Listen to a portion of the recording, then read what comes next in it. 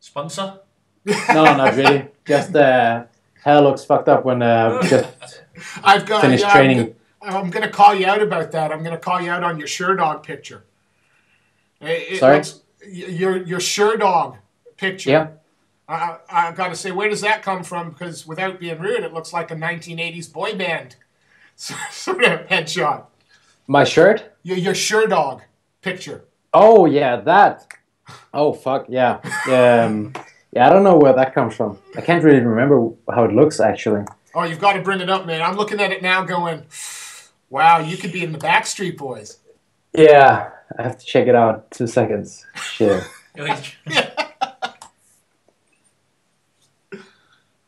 Oh yeah, that's not good. Yeah. You'd think, you know. Well, how do you look without your shirt on? That's a good point. That's a very good point. So we'll move on from that, having been dissed yet again by the sharpshooter Nicolas Dalby. Nick, thanks for joining us first and foremost, mate. Of course. It's, you know, when you're actually when you can compete at Family Guy, then you know you can compete. Okay. Obviously, you've got a big fight coming up September 13th. You get to defend your title against Gael Grimaud for the first time. Yeah. The first question I want to ask is your view on being a champion. You've won the title, but are you a champion until you defended it, or do you believe that you know, what's your view on that? Well, it's a bit complicated because, of course, I am the champion right now as, like, yeah, I have the title, but I think I won't really feel like a champion until I've defended it at least a couple of times. Because then you've really proven that, yeah, you got the belt and you've beat who there is to beat. And of course, in Cage Warriors, there's a long list of guys waiting for a shot at the title. So if you defended it a couple of times against those guys, I would feel like a true champion, if you can say that. Obviously, you've got Gael Grimaud next. I think he's 19-6. You're sporting that 12-0 professional record. What dangers does Gael bring to the ring, to the cage? Where's he most dangerous? Well, of course, he's got a black belt in judo, so he's got that going for him. He's also got pretty heavy hands, as he showed in the Bruno Carvalho fight, and he's pretty good at. As we saw against Jesse Taylor, he's pretty good at exploiting even the smallest openings in a guy's game. He got dominated by Jesse Taylor all the fight, but Jesse gave him an arm, and then he submitted him within a couple of seconds almost. Do you know, without giving a game plan or anything away, you know, your stand up is always been impressive. Your knockout to win the title just goes to show that. Is this going to be a case? Is this going to be sort of your movement versus his desire to get you to the ground or get you in a clinch? Well, I don't know what kind of game plan he will bring, because it looks like he feels pretty comfortable on his feet as well against every kind of fighter. So, but I always work on all the different distances in MMA. So I work on my clinch, I work on my striking, I work on my grappling. So I feel really prepared for wherever the fight may take place. And you know, you're fighting in Newport, Wales. I'm not sure either fighter can claim a hometown advantage. You know, would you have preferred perhaps to defend your title Sweden, Denmark, or are you just happy for the activity? Well, of course, it's always great to fight on home turf in front of your local crowd, but I've had 12 fights now and I haven't really fought outside Denmark yet, up until this fight. So if I'm fighting outside Denmark, I don't really care where it is. There was some talks about me fighting on in Dubai. I think Cage Warriors have an upcoming event there. But I'm pretty happy that I'm not fighting there, taking it as it's my first fight outside Denmark. It's nice to be in a well-known climate instead of going to a totally different country and 50 degrees outside and stuff like that. You were talking about the depth of the division that you're champion of. You know, I think a lot of us were thinking after Danny Roberts beat Jimmy Wallhead, that he would probably be getting the shout for the title. Were you at all surprised when it was Gael offered to you, or, knowing what he's accomplished in the past? We know he's a contender. It just seemed Danny was on a bit of a roll. Yeah, well, I don't really. It's Ian Dean who makes those decisions, and he's a very, very good matchmaker. So I haven't really had a chance to ask him why he chose Grimaud over Roberts, but I think it's because I was supposed to fight Grimaud the last time, but he got injured right before they had to announce the fight, so they chose Churilov instead. So I think that's the reason why they chose him for my first defense, because he was originally scheduled for the first fight I had with Cage Warriors. Would it have made any difference to you? I think I know the answer to that. Does it matter at this point, in what order you face these guys? Because again, there's a whole lot of talent at 170 in Cage Warriors.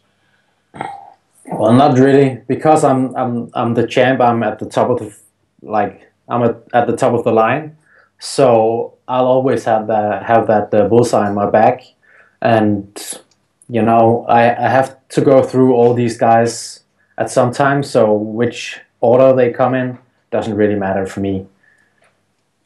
Do you actively keep an eye on the guys in your division? Are you constantly studying tape? And who do you think over the next 2 or 3 fights you're more than likely to face? I'm asking you to sort of predict the future, but who do you think is going to be the next couple of challenges for you?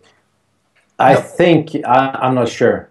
A lot of stuff can happen. People get injured all the time, and I may lose my next fight. I may win. People may lose all the other fights and stuff like that.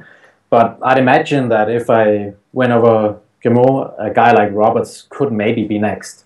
But again, I don't know what's going through Ian Dean's head when he's making the fight cards and then looking into his sphere of future. But I'm taking it one fight at a time. I'm not asking you to look past. It's a boring answer, I know, but it's so difficult to say what might happen. Definitely. But yeah, a guy like Roberts could be a very good. Next opponent. We'll move away from me getting you to try and play guessing games. Cage Warriors offered a bounty recently on finishes. Are you just the tiniest bit miffed that head kick knockout came in March? And what do you think of as a fighter? What do you think of the bounty system? Is it something that you're gonna? Are you going to look for these things more so than you usually would, or is it all about maintaining the game plan? No, of course it's a nice bonus to get, but I don't think I'd ever risk control of a fight in order to get some go-go plata submission or something like that. Not even with the extra $5 we'll throw in for you. No, buy yourself a beer with those $5. No, really, but no.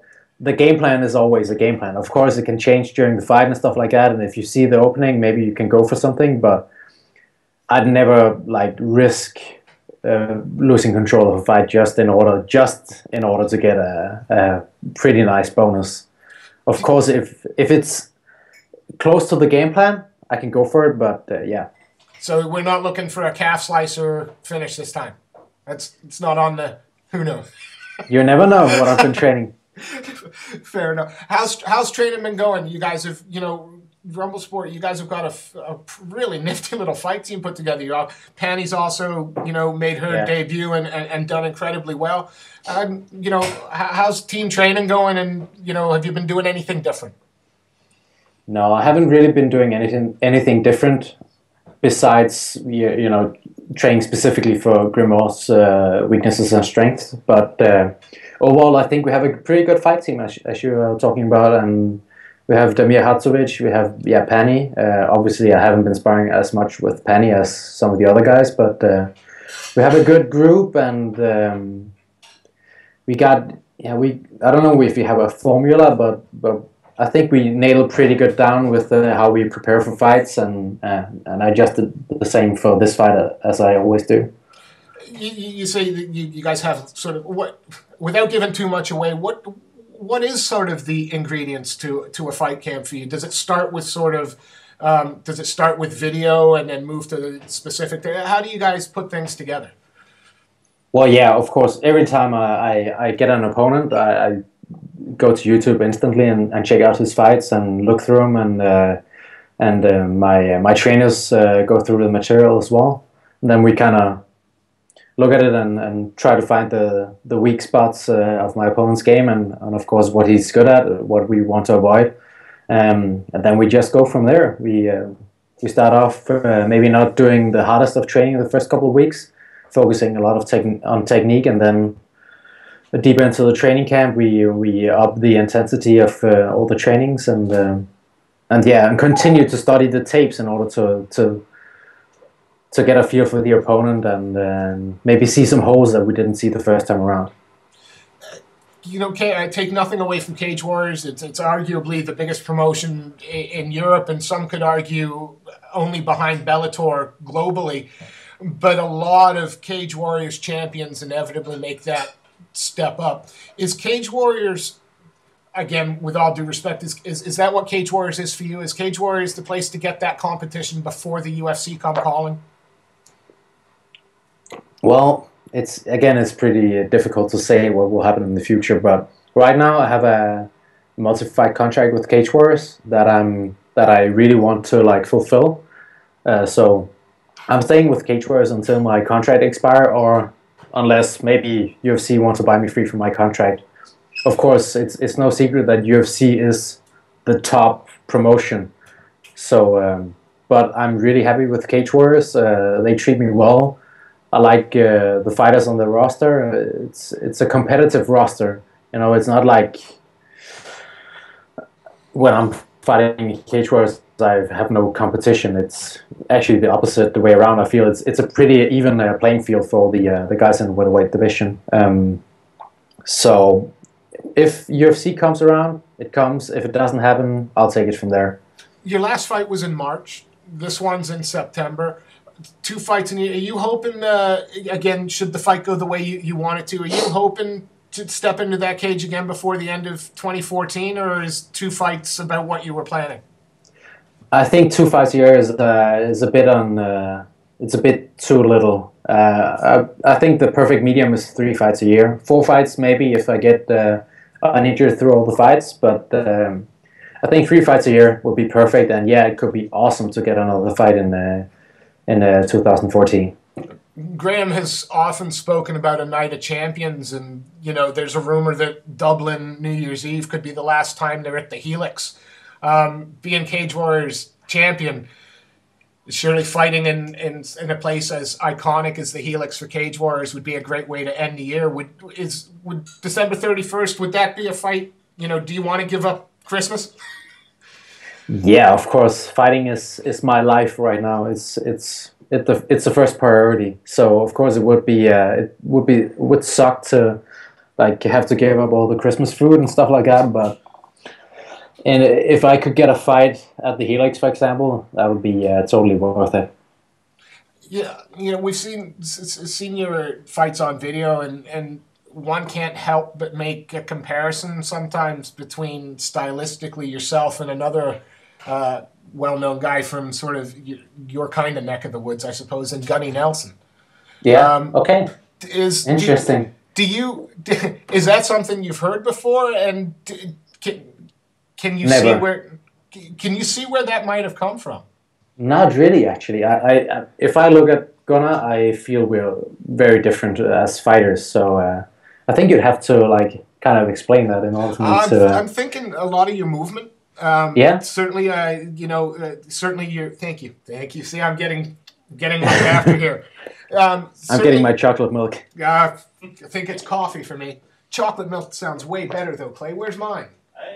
I'll grab shot now. Look, the fighters got chocolate milk, for the love of God. Where's the milk for the talent? Sorry. We will cut that bit out. We were talking again. It's kind of that hypothetical, I suppose. But I look at some of your movement, especially your footwork, your stance in and out. I do see perhaps some similarity. Gunny's an undefeated UFC fighter. He's only 11 fights into his career.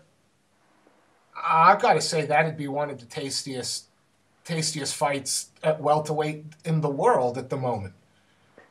Like me fighting Gunnar? Yeah. Or, oh yeah, that could definitely be interesting. That could be a fun fight, especially because he's so.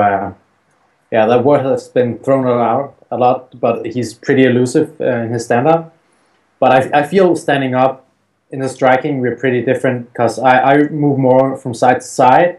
Yeah. I'm angle more while he's more like in and out, more karate style. I also have a karate background, but it's a different karate style. So, and I feel our hand positioning and head movement is totally different. He fights like with a really straight back and with his chin up, while I'm more classic boxing style fighter.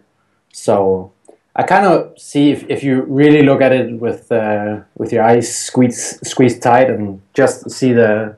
I think there's something about the predatory nature of the way you guys both move as well. I think there's, it ties in. We see other guys, perhaps Bama's Leon Edwards, or, I'm looking at someone like, an Anderson Silva. There's something predatory about the way they move. Very dangerous. I think that's maybe what they were talking about. I'll take that as a big compliment. Is that a fight that you think?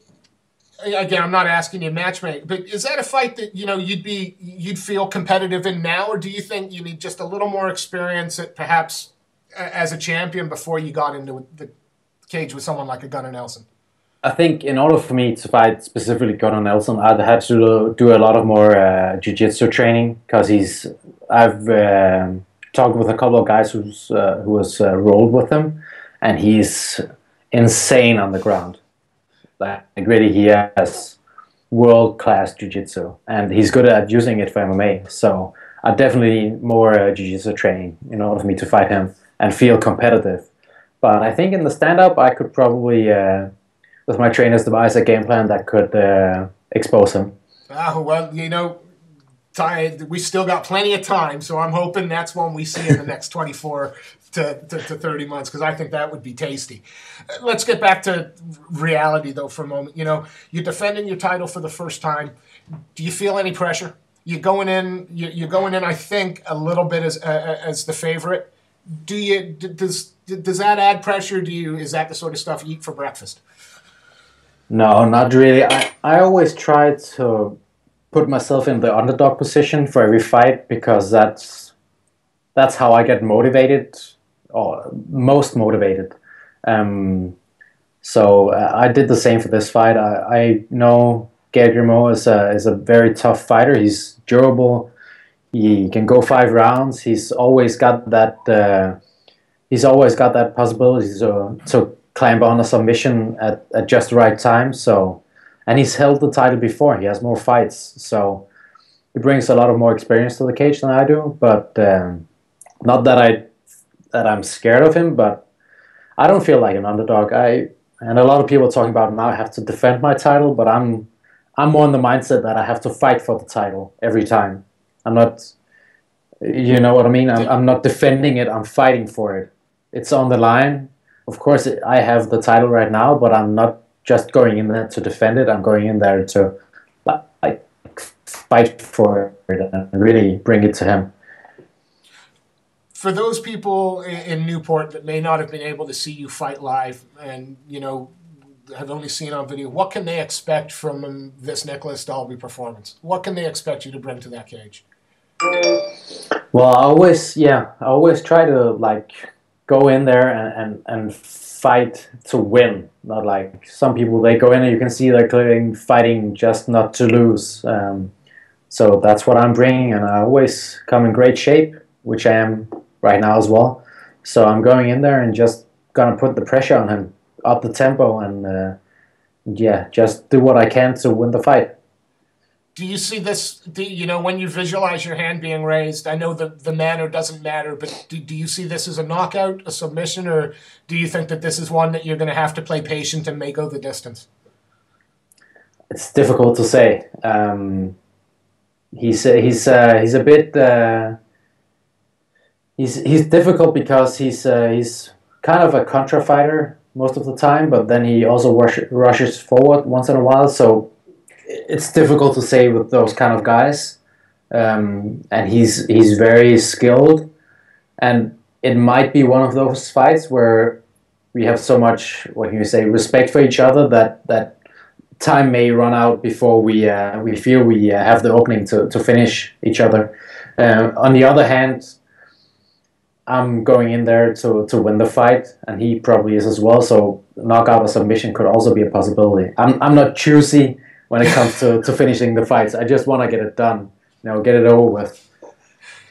Again, we appreciate you giving up some of your time to chat with us. This fight's only sort of 3 weeks away now. What do you do for the last few weeks, and how do you get ready for that date, September 13th? I do a lot of visualization right now, so I kind of like have this movie in my head that plays all the time with different situations from the fight.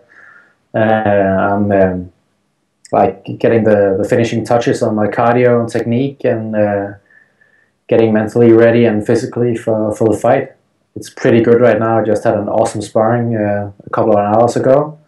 So yeah, just the finishing touches, and in order to get ready for September 13th and bring the pain. Does your demeanor and attitude or personality change as you get closer to a fight? Because again, every time we chatted with you, you laid back, you smile. Does that kind of disappear? Does it become a laser focus, or is it all part of your personality to stay relaxed? Outside the gym, I don't think so, but I can feel the closer I get to the fight, I'm more focused at training when I'm in the gym, and also when I get to the venue and get ready for the fight there. But otherwise, it's who I am, and I don't feel I have to or need to change who I am, because I need to feel comfortable in order to get the best training and be the best fighter. So I'm just myself, and I don't put on that mean mug face and like that, like some fighters do. I just try to stay relaxed all the time and be myself. Nicolas, again, we appreciate you giving up some of your afternoon, especially just before, we caught you as you were eating. But is there anybody that you'd like to give a thank you to, or any sponsors you'd like to shout out that have helped you prepare for this fight, and of course, your upcoming fights? Well, yeah, of course, my sponsors, Adamson's Fisk, and that's the biggest sponsor right now. And yeah, just my team at Rumble Sports, they've been really supportive and given me a lot of help. All my sparring partners, that has taken a lot of beatings all the last couple of weeks. And yeah, everybody else who helped me prepare for this fight, really a big thanks for them, because it's a single man sport, but in reality, it's a team effort. So thanks to all the people who helped me. It's always a pleasure chatting with you. Is there any prank call you want me to make to Danny Roberts now? Because I got his number now, so I think I'll find some Ukrainian forums, maybe post it on there, and pay some guys to prank call him. No. Fantastic! You heard it here first, Danny. Nicolas, thank you so much for your time. Best of luck in the last few weeks, and we look forward to seeing you live on September 13th in Newport. Thank you very much. Cheers for your time. Cheers. Thank you.